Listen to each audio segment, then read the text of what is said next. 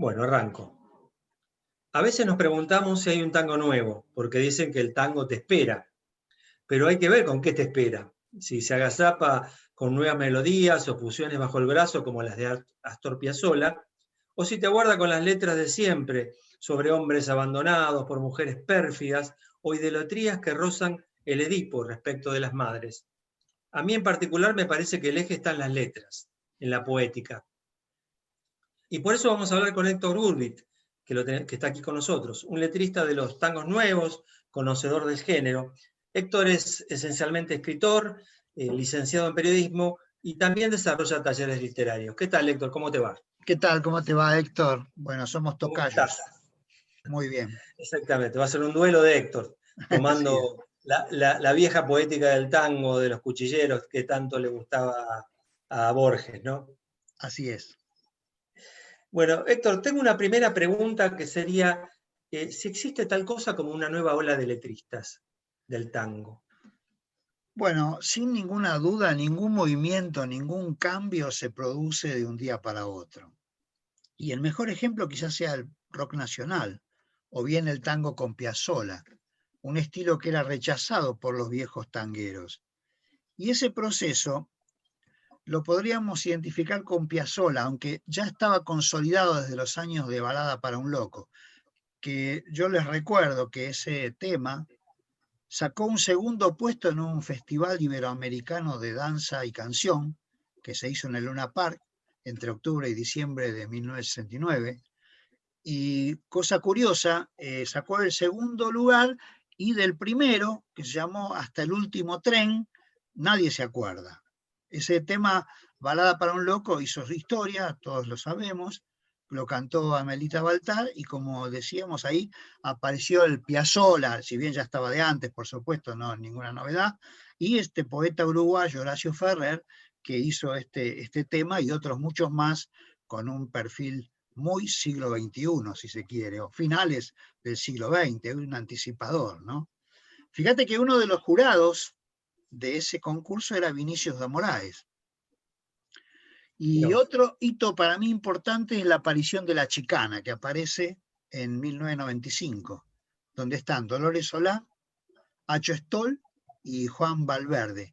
El grupo este se caracteriza por sus aproximaciones musicales a las referencias al rock, porque todos nosotros, nuestra generación viene del rock.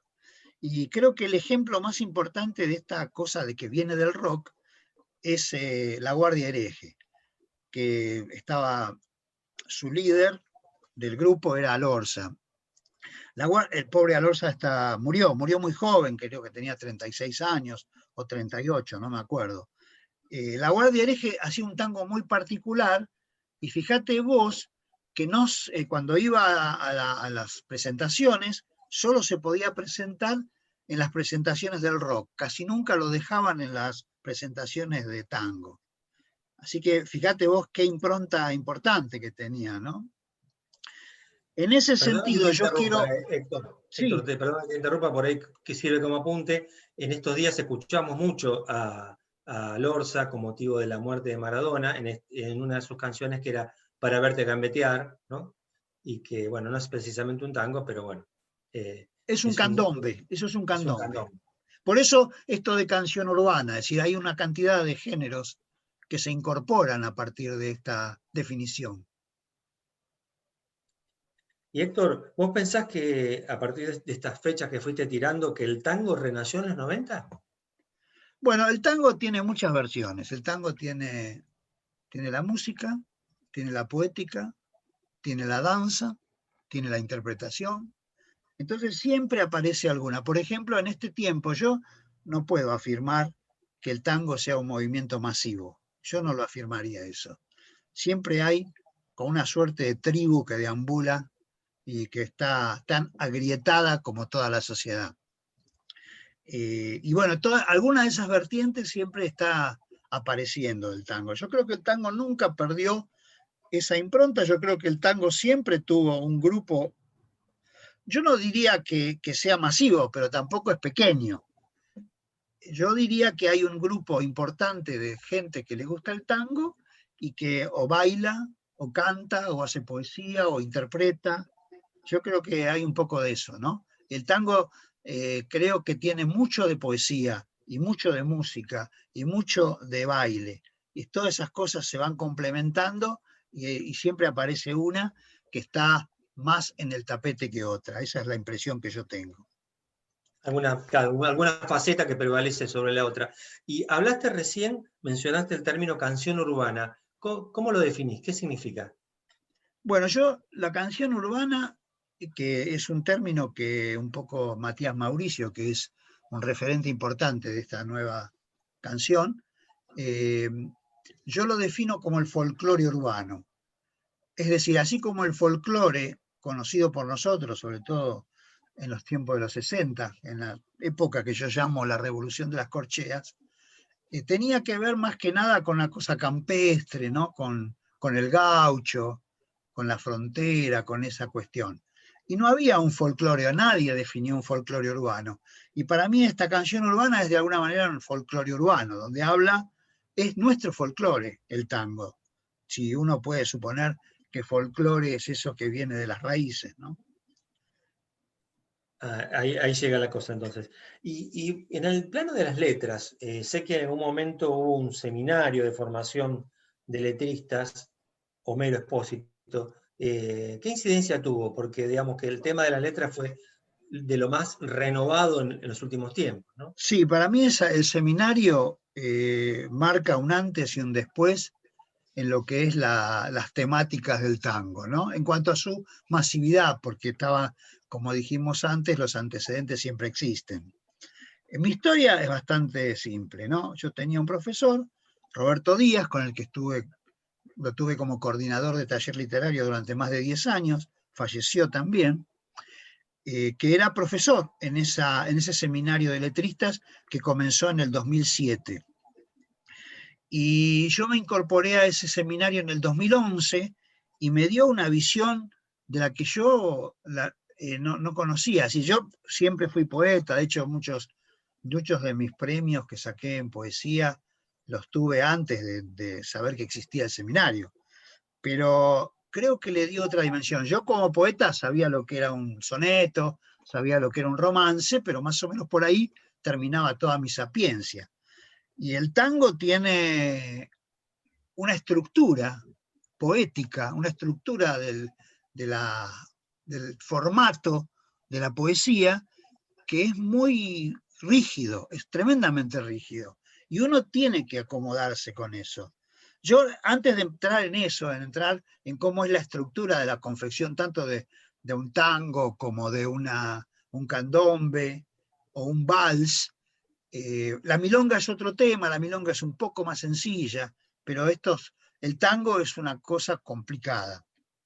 Y hay, en este momento yo te voy a nombrar algunos de los grandes letristas que tenemos en este momento. Bueno, uno de ellos es Matías Mauricio, otro es Raimundo Rosales, otra chica que es muy buena se llama Andrea Boloff, Máximo Blonstein, que también es muy bueno, con Mónica Fassini, que han hecho 2 CD, uno se llama Frutos Rojos 1 y Frutos Rojos 2.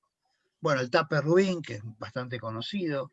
Daniel Olivera es un poeta de la puta madre. Antonio Libonati, Ernesto Pierro, Vivi Albert también, que viene ya de antes, pero también se podría considerar que viene por ese lado, ¿no? Y yo también tuve como profesor a Héctor Negro, que seguramente lo debiste conocer o la gente lo Un gran conoce, poeta, claro. y a Roberto Selles, que era el profesor del lunfardo, ¿no? Porque había una materia en el seminario donde te hacían una introducción en el lunfardo, bueno, eso estaba, ¿no? Y bueno, a partir de toda esta melange aparece lo que es el tango siglo XXI, que, que es otro tango, se posiciona en una situación donde se ve la realidad tal cual es. Es decir, nosotros tenemos el 2001, tenemos los cartoneros, tenemos, bueno, el mayo francés, que venía de aquel tiempo, pero bueno, vamos retomando toda esa situación. Eh, Pasamos por Menem, es decir, por el neoliberalismo, por la pobreza extrema, ¿no? Por la pobreza miserable. En fin, todo eso repercute, todo eso está introducido. Tenemos también el divorcio, no porque el divorcio no haya existido, pero la formalización de esa situación que se da muchísimo en los últimos tramos del siglo XX y principios del XXI. Hoy es bastante complicado ver algún matrimonio que haya terminado sus vidas con en ese matrimonio, ¿no? O sea, un 50% de los casamientos terminan en divorcio. Todo eso está. Y está formulado en las letras. Raimundo Rosales tiene un tema musical que es maravilloso, que se llama División de Bienes, que es una maravilla, te hace llorar ese tema. Es muy, muy bueno. Bueno, Héctor, me queda claro entonces que este seminario tuvo un impacto muy importante y que generó una nueva corriente de letristas.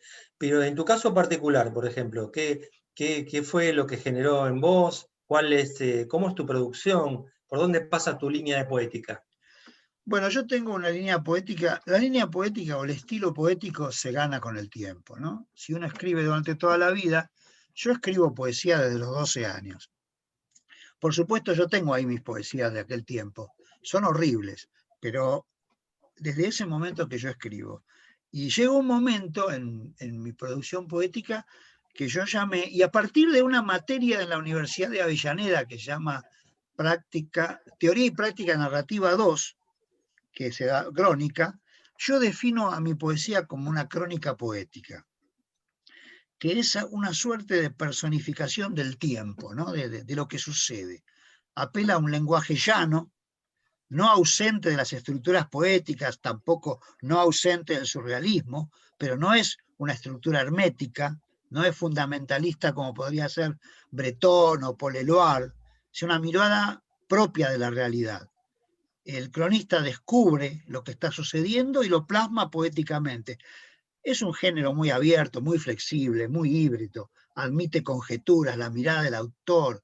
Los hechos no se miran como son, sino como somos, ¿no? Vamos interpretando. Y hay muchos poetas que hacen crónica poética, pero que no lo saben. Y bueno, desde allí se ven un poco las letras que yo tengo, ¿no? Por ejemplo, para mí la Gardela, por ejemplo, es la personificación de la chica cartonera. Dignidad de la baldosa está instalado en el tema de los desaparecidos y las baldosas que se instalan por los desaparecidos. Graffiti por lo que se escribe en las paredes. Puentes del Riachuelo, porque bueno, ese puente del Riachuelo es interesante porque sacó un premio, una mención en un concurso que hizo la Academia Nacional del Tango. Y eso es un poco local, pero bueno, pero yo apelo de alguna manera a situaciones, ¿no? A cuestiones. De todos modos, yo quiero hacer hincapié que los tópicos poéticos son pocos, ¿no? El amor y el desamor, la muerte, Dios, la pobreza, la riqueza, el mundo, el hombre, el lobo del hombre, el dinero, la niñez, la vejez, la amistad, y no se van de ahí, digamos. Siempre los temas son más o menos esos, ¿no? Pero los tuyos también tus tópicos también están en la realidad, como mencionaste recién, el cartonero, Claro. el militante desaparecido, la realidad suburbana, digamos. Tu poética está atravesada por esas cuestiones Sí, también, ¿no? sí, incluso hay un tema que se llama Maldita Esquina, que es una esquina donde se reúne un grupo, esas famosas tribus, con las drogas y con la imposibilidad de salir adelante, con esa cosa de que no hay salida, ¿no? Los redonditos de Ricota dicen en un poema, el futuro llegó, ¿no? Y uno lo mira y dice, mierda, este es el futuro, porque ve a esos chicos, yo lo he visto, lo he vivido viviendo en Lanús, ¿no?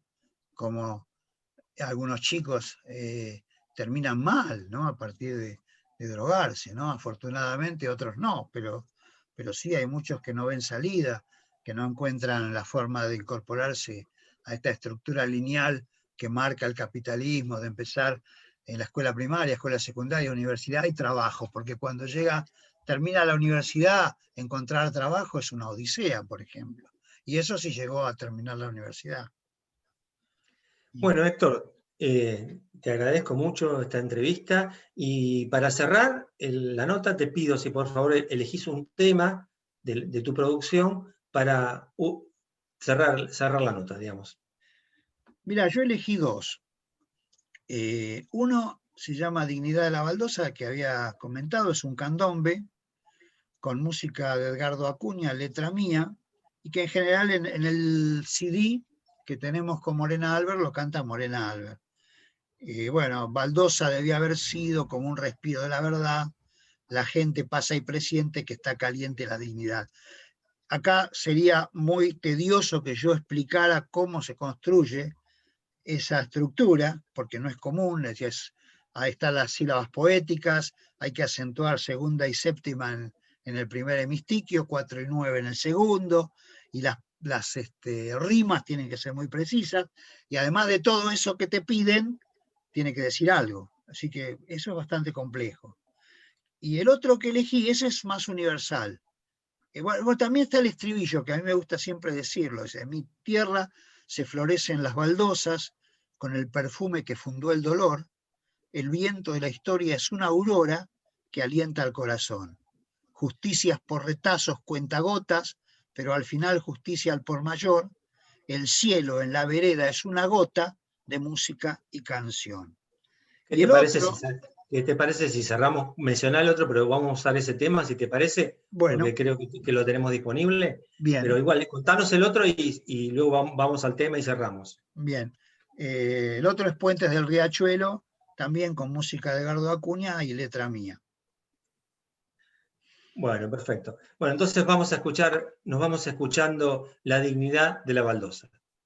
Muchas gracias, Héctor. Muchas gracias.